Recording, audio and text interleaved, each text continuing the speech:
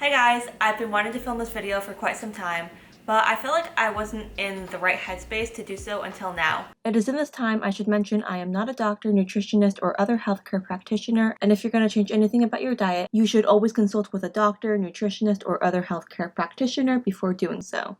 I'm only speaking out of my own personal experiences here, just wanted to get that out of the way.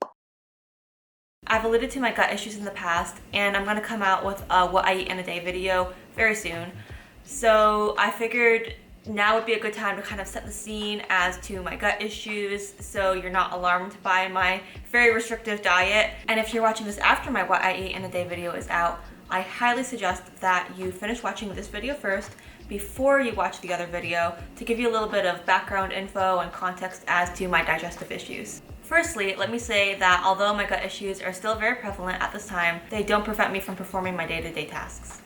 I still do Instagram, YouTube, I'm a student, I have a small business with my mom, I am able to get out of bed pretty much pain-free every single day. I actually have an ongoing series on my blog called The Stomach Diaries where I go into a lot of depth and pictures about my history with gut issues, eczema, chronic fatigue, anxiety, and all the fun stuff, you know. And I'll link the blog posts down below, but I'm going to try to make this as concise as possible without skipping over any important details, so let's get into it. Ever since I can remember, as a little girl, I've had eczema and also with that, gut issues.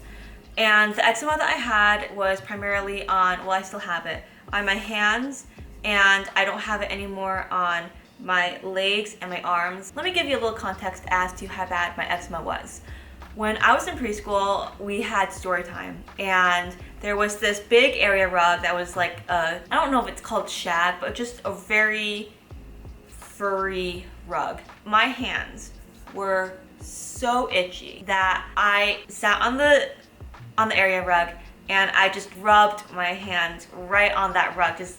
Oh, it was so bad. My knuckles got completely destroyed.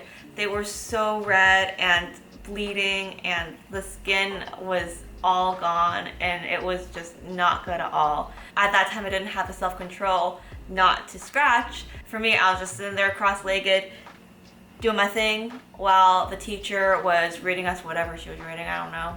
And then my mom would take me and my raw, bloody hands to the pediatrician. The pediatrician would look at my skin, say it's eczema, and then write me out a prescription for an ointment that had tons of steroids. I just remember that their parting words with me were, okay, here's the prescription, go to the drugstore, get it filled. Just don't use the ointment any more than a week in a row because it'll thin out the layers of your skin. Like, doesn't that sound alarming? But I mean, for us, I grew up on the East Coast, in Connecticut actually. So, number one, I just don't think that health and wellness was as widespread on the East Coast as it is on the West Coast. Two, we're talking 20 plus years ago, and I just don't think people had the awareness of treating things naturally as opposed to treating things through pharmaceuticals because you're not really getting to the root cause of the problem. You're just kind of putting a band-aid over a bullet wound. So we would go to the drugstore, get the prescription filled. I'd use the cream on my eczema, and my eczema would go away within a few days. But it would always come back within a few months, and then we'd go to the pediatrician. The pediatrician would say, okay, yeah, it's still eczema, hasn't changed.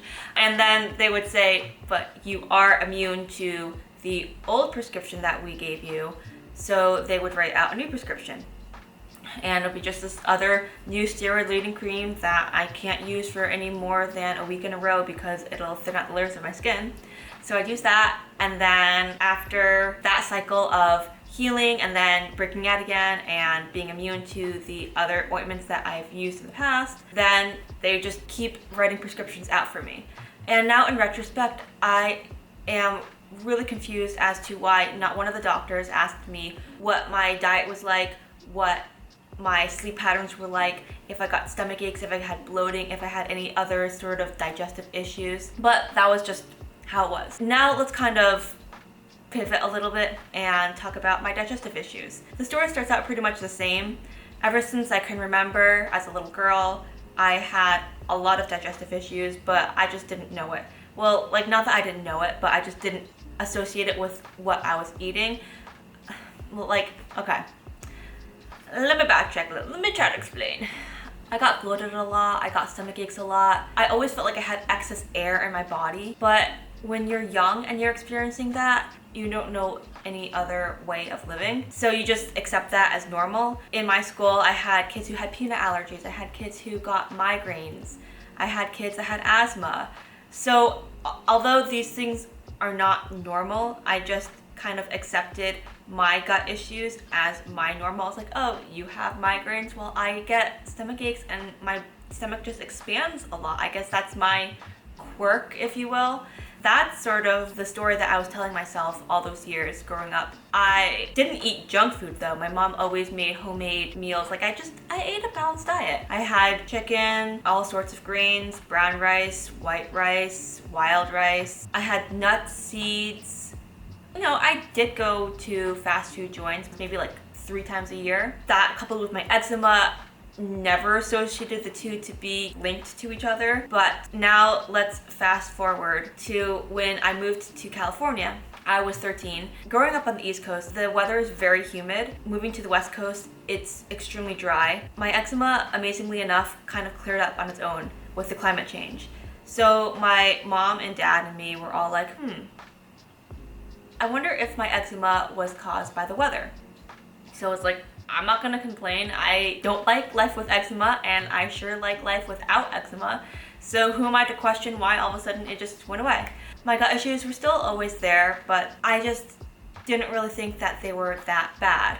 Until a few years later, my bloating just got so out of this world, uncontrollably insane, that I was like, okay, something's up. I need to see a doctor. So I went to a nutritionist and she did a skin patch test on me. For all you folks out there who don't know what a skin prick test is, a nurse uses a lancet to prick a drop of allergen extract into the skin surface. And about 15 minutes after the skin pricks, if your skin has a sign of reaction, if it gets itchy, or if there's a mosquito bite like bump, then that means that you got a reaction to the substance and you are positive for whatever the allergy is. They just labeled my back with all these different dots, and then they pricked me at different parts of my back.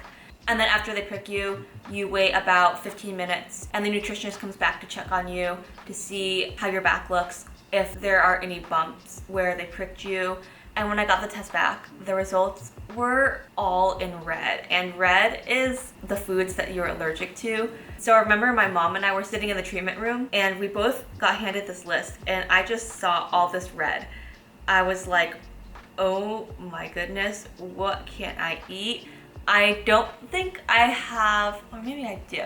I'll see if I can dig up the test because I'm really curious to see exactly what it looked like to myself, because this was now 5 years ago. There were some crazy things that I tested really high positive for. Black pepper, Brazil nuts, milk, carrots, all grains. Citrus was positive too. That just kind of gives you a flavor as to how schizophrenically diverse and arbitrary my allergies were. My nutritionist said that when she sees results like that, it's most commonly leaky gut, and the allergies are not true allergies, but they're just false positives. Let me explain what leaky gut is. Leaky gut is when you're intolerant to different foods, but you don't get a reaction so severe that you realize that you're intolerant to the food. So you don't get any severe reactions like anaphylactic shock or anything where you know for sure that you cannot eat this. The different reactions you could get may be stomach aches, bloating, constipation, diarrhea, headaches, dizziness, fatigue, foggy brain, lack of concentration. Not anything that uncomfortable that you can't perform day-to-day tasks. But what's going on behind the scenes is when you're eating these foods you're intolerant to, and you're getting bloated, and you're getting stomach aches, and you're getting diarrhea, constipation, and the whole shebang, actually over time wear on your intestines and they create holes. That's where the term leaky gut comes from, because when you eat different foods, the foods can leak out of your gut. Obviously, food isn't supposed to be leaking out of your intestines. Your body views these foods as foreign invaders. Your body's initial reaction is, ooh, foreign invader, gotta attack. So that's how you get yourself into the autoimmune issue conundrum of your body is actually attacking itself. After a while, all these different foods that you're eating that you're not intolerant to but are still leaking out of your gut are still viewed as foreign invaders. Your body attacks them and you get these false allergic-like reactions to foods that you aren't actually allergic to, hence the false positives. My nutritionist said that don't worry, the gut is totally capable of repairing itself. You just have to eliminate all these foods from your diet for a certain period of time. Then when you reintroduce the foods back in, your gut will hopefully have repaired itself and you will safely be able to eat these foods without having your issues. But if I do get different issues, then chances are I actually am allergic to different foods, in which case, of course, abstain from them. So I was like, okay, totally down to do this. I don't think it's gonna hurt. My nutritionist warned me, okay, this has been 20 years of your life. Don't expect it to be an overnight change. It could take more than a month, could take 6 months, could take even a year. With that, I tried detoxing for a month. After a month, I tried reintroducing slowly different foods into my diet. It did not go well at all. I was so bloated, I was so constipated. At one point, I tried black pepper and I almost passed out. So we knew that my body obviously wasn't ready to reintroduce these foods back into my diet. I met with my nutritionist and she was like, okay, let's try 6 months elimination and see how you feel. So I did 6 months elimination, very restricted diet, and when I one at a time reintroduced different foods into my diet, nothing went well. To make a long story short, I still can't reintroduce different foods into my diet, and my diet keeps getting more restricted. And the odd thing is, the more restricted my diet gets, the better I feel. And I say better like in quotes because I'm not completely healed, but I feel like my symptoms get to be as minimal as possible when I'm on a super restricted diet. How restricted, you ask? Well, I eat bananas, kefir, apple cider vinegar, raw cacao powder, sauerkraut for probiotics, and then I'll have other supplements like fish oil, ginger, turmeric, maca. I have different herbal teas that have things like cinnamon, slippery elm, marshmallow root, chicory, fennel, so I think I'm pretty good with those spices. But that's what I eat. I used to eat more fruit like blueberries, strawberries, apples, grapefruits, oranges, but I get really bad stomach aches all the time. I still sometimes get stomach aches when I eat bananas, but my stomach aches are as minimal as possible with just having mainly bananas compared to other fruit. Last summer, actually, I was eating a lot more of a variety. I was seeing Ayurvedic doctors who had me on khichdi, which is a really nourishing, very vitamin, nutrient dense stew that has lentils, rice, different warming spices, sometimes vegetables, that is really easy to digest, so much so that it's commonly in India the first food they feed a baby. Also, they feed it to elderly because it's very easy to digest, very nourishing on the body.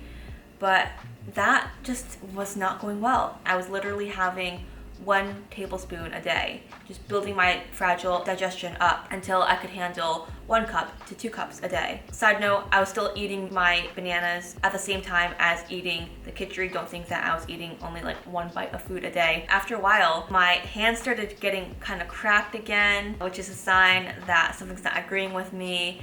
My back started hurting, my neck and shoulders would go out constantly. So I just intuitively had a feeling it was the khichdi.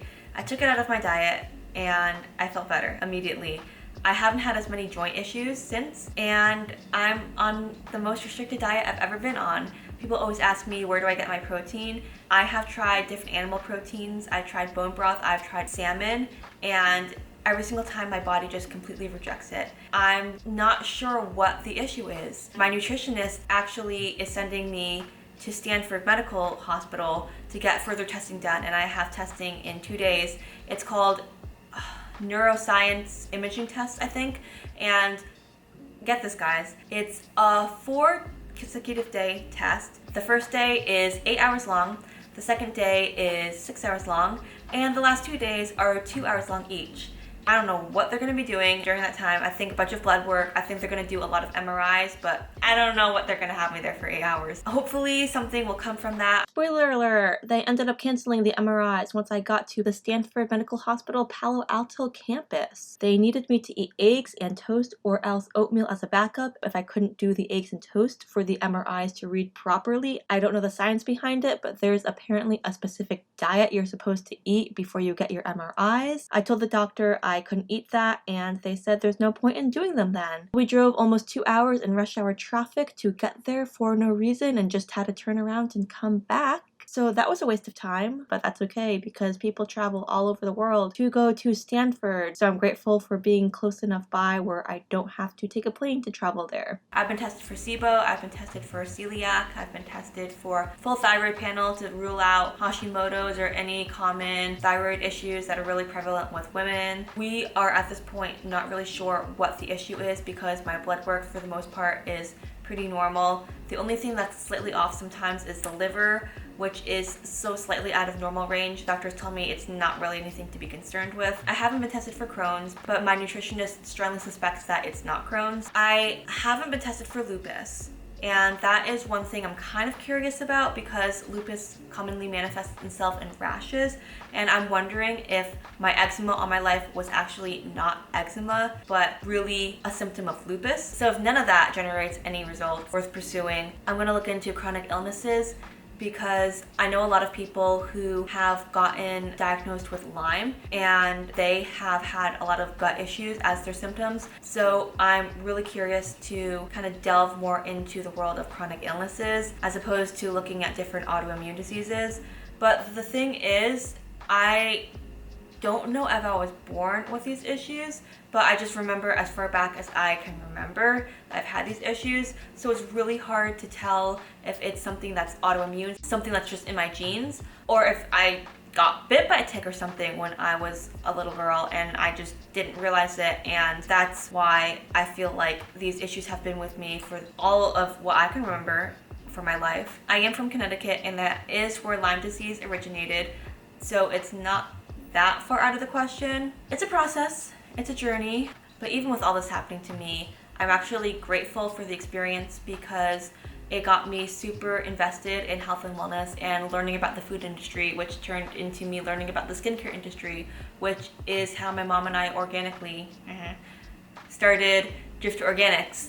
If there's one takeaway you can get from this video, it has nothing to do with gut issues. It's that there's a way to reframe your perspective and turn a bad situation into something that is positive in almost any situation. This is the not full version of my whole gut story. If you want to read more, I have my stomach diaries posts linked below. Now you have some background info as to my gut issues, so you're not alarmed when you see me eating mainly bananas all day for my what I eat in a day video.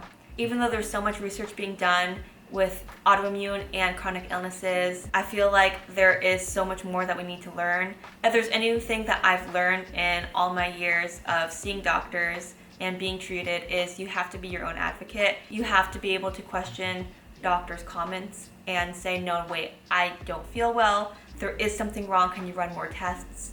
You have to do your own research. So I'm always open to sharing what I've learned along the way, and I'm always open to receiving other people's thoughts, ideas, advice, feedback, experiences. So if you know someone who has similar issues to me, or you yourself have similar issues to me, leave me a comment, let's connect, let's chat. We chronic illness and autoimmune disease peeps, we gotta stick together. I just blabbered for like an hour, so I have no idea how cohesive this video is.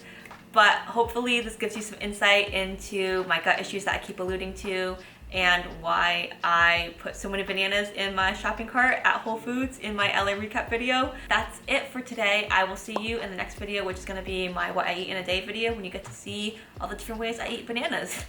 Keep it sweet, make your own salad, and I'll see you in the next one. Bye!